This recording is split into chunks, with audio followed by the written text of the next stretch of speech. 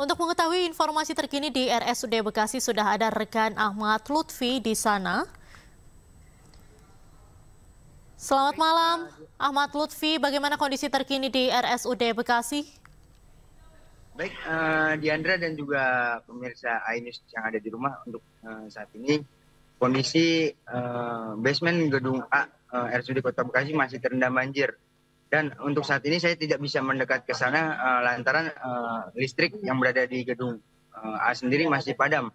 Sedangkan untuk halaman di depan RSUD sendiri yang sempat terendam banjir dari ketinggian air 20 cm hingga 30, untuk saat ini sudah surut dan aktivitas di rumah sakit pun sudah berjalan normal.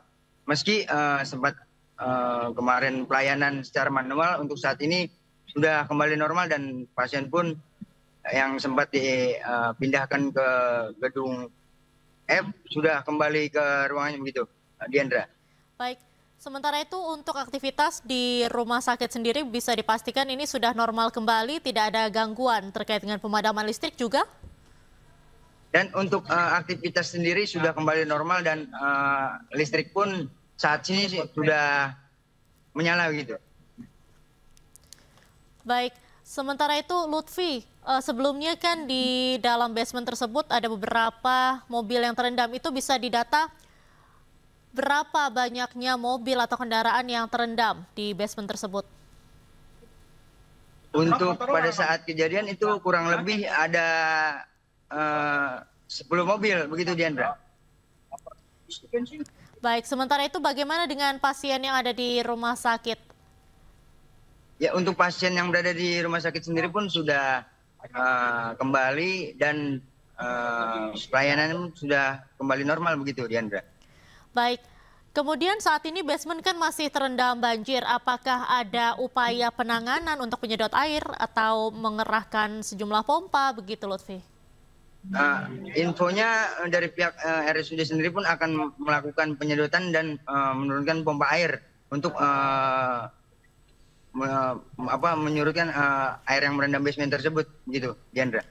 Baik, sementara itu Lutfi, terkait dengan pasien, ini apakah ada akibat insiden banjir ini, apakah ada pasien yang dirujuk ke rumah sakit lain karena kondisi mendesak? Ya, untuk pada saat kejadian banjir yang merendam di RSUD ini, untuk pasien sendiri tidak ada yang dievakuasi ke rumah sakit lainnya begitu, Diandra. Hanya dipindahkan ke gedung lainnya begitu. Jadi tidak ada yang dirujuk ke rumah sakit lain akibat banjir ini ya? Betul, Diandra. Baik, sementara itu Lutfi, sampai saat ini apakah sudah ada upaya lagi untuk melakukan pembersihan dan juga penyedotan air? Ya, untuk saat ini yang saya lihat sih belum ada. Namun untuk aktivitas sendiri pun sudah kembali normal dan tidak ada kendala sama sekali begitu, Diandra. Baik, terima kasih banyak atas laporan Anda, Ahmad Lutfi, langsung dari RSUD Bekasi. Selamat malam dan selamat kembali bertugas. Pemirsa, Menteri Sosial Saifullah Yusuf atau Gus Ipul mengunjungi sejumlah posko pengungsian korban banjir di wilayah Cawang, Jakarta Timur. Dalam kunjungannya, Mensos berdialog dengan para warga korban banjir untuk memastikan semua kebutuhan pokok terpenuhi. Menteri Sosial Saifullah Yusuf mengunjungi beberapa posko pengungsian korban banjir di Cawang, Jakarta Timur, Rabu malam. Setibanya di pos pengungsian, Gus Ipul langsung meninjau lokasi dan menyapa warga. Gus Ipul juga berdialog dengan para warga terkait kebantuan kebutuhan pokok yang paling dibutuhkan dan memastikan semuanya terpenuhi. Gus Ipul pun memberikan sejumlah bantuan seperti kasur, obat-obatan, dan kebutuhan bayi. Ya begini teman-teman ya, jadi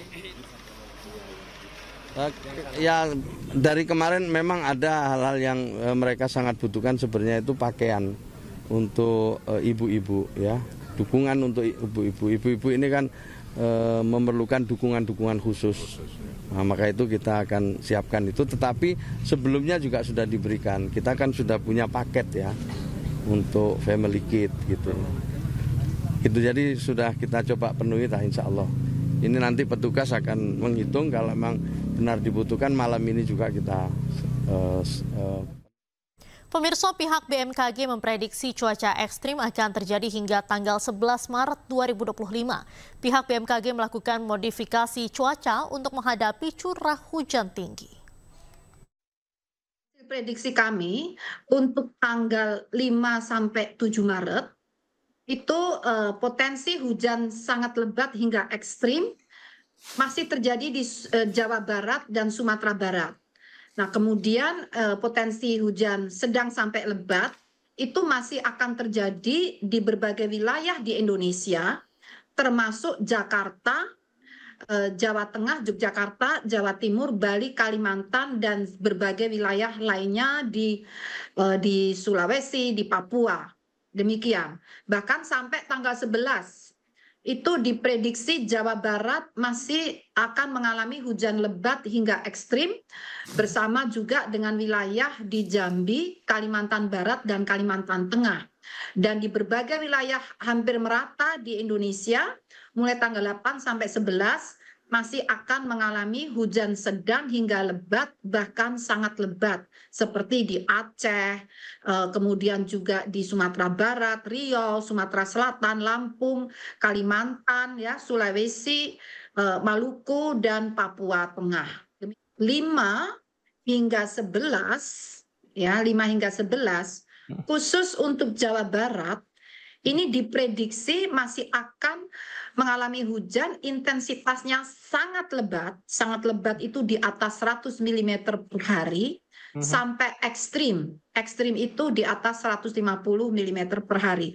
Khususnya untuk Jawa Barat ini masih akan berlangsung terus. Wilayah lainnya juga masih akan mengalami hujan, namun diprediksi intensitasnya tidak akan setinggi yang terjadi di Jawa Barat, Jambi, Kalimantan Barat, dan Kalimantan Tengah. Untuk hari ini hingga besok itu katakanlah tanggal 6, katakan sampai tanggal 7, itu kalau di Jakarta itu tidak akan sebesar intensitas hujan yang mengakibatkan banjir kemarin. Namun yang intensitasnya kurang lebih sama, itu khususnya di Jawa Barat.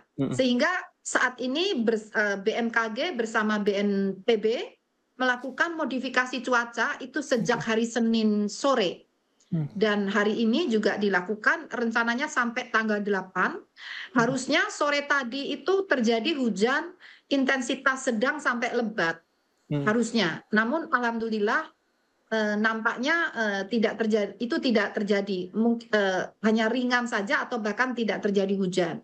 Sehingga langkah ini yang sedang diupayakan untuk mengurangi intensitas hujan tersebut. Kami mengevaluasi kejadian banjir kemarin, terutama kumpulan awan-awan ini dan perakiraan yang kami lakukan. Dari situ diputuskan bahwa target utama adalah mencegah awan-awan hujan itu akumulasi, menggerombol, mengumpul di puncak. Karena diprediksi kalau itu dibiarkan akan terakumulasi lagi di arah puncak itu. Sehingga saat itu kalau sampai berkumpul di puncak, itu awalnya antara lain ada yang dari laut. Sehingga yang dari laut itu kita turunkan, kita hujankan sebelum mencapai ke puncak, kan ketertiup anginnya.